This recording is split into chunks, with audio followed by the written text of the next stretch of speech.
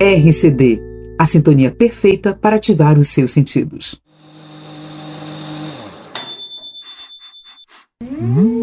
No ar, delícias com Elíbia Portela.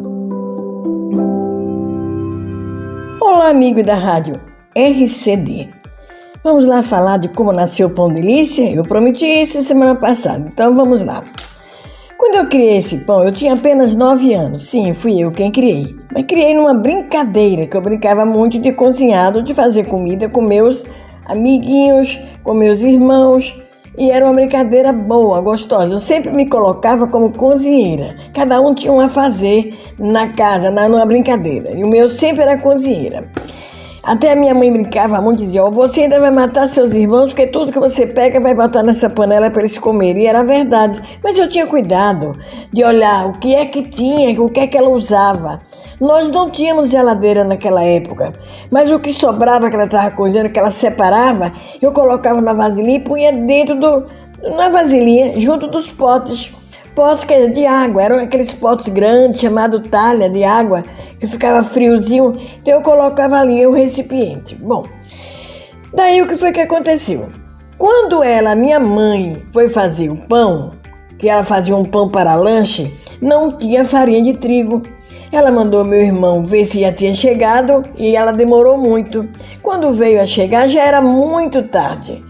Aí o que aconteceu? Ela deixou lá, né, aguardando.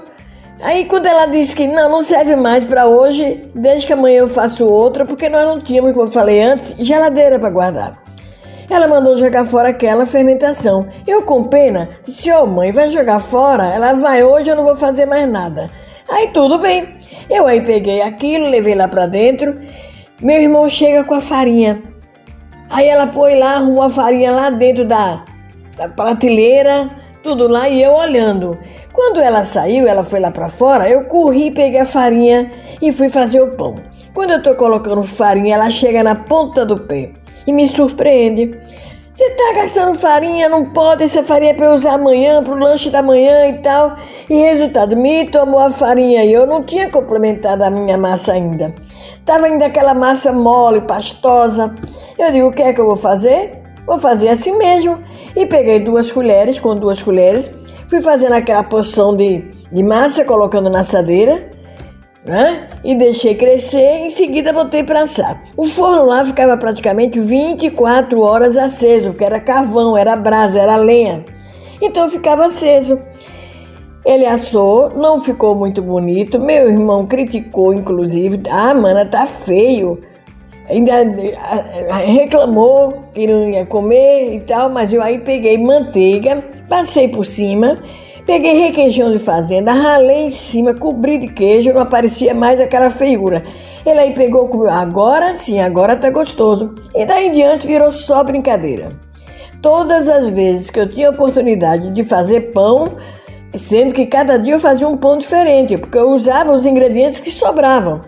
Então, no dia que ela deixava lá o fermento, que a fermentação ela fazia em casa, não era fermento comprado pronto não.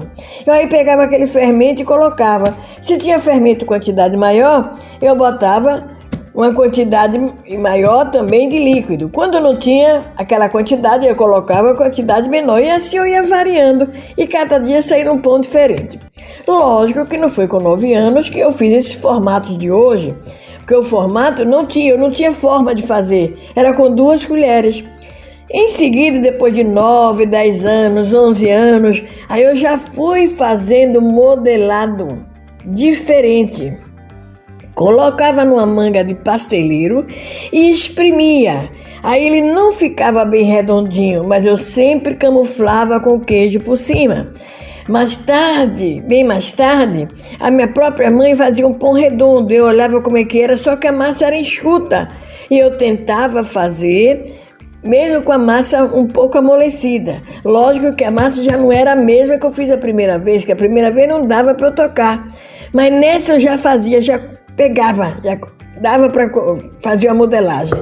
E nisso, cada dia que foi passando, ele mesmo veio a ficar bonito, gostoso como todos os dias, Quando eu já tinha 15 anos, 14, 15 anos, aí eu fui aperfeiçoando. O fato é que, bonito ou feio, todo mundo comia e amava e adorava. Mas o que acontece? Mais tarde ainda, com meus 20 anos, 21 anos, eu comecei a viver dele. Não era nem bem viver dele, eu comecei a fazer e as pessoas queriam lanche e pedia aquele pão. E minha mãe colocava junto dos lanches e o pessoal pedia.